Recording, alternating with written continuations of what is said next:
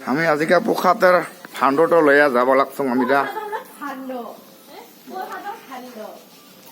অলপ পাছত যা আছো আমি আমার ঘৰত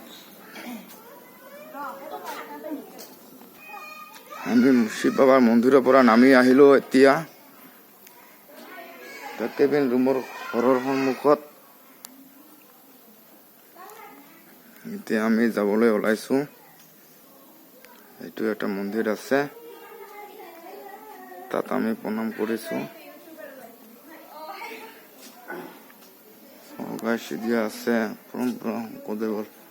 তিথিৰ মহাদেৱ এইগো আমাৰ খুৰা আহি আছে মোৰ পিছত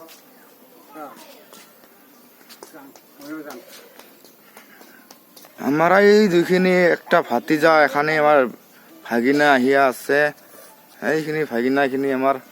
গাউরি আহিয়া পাইছে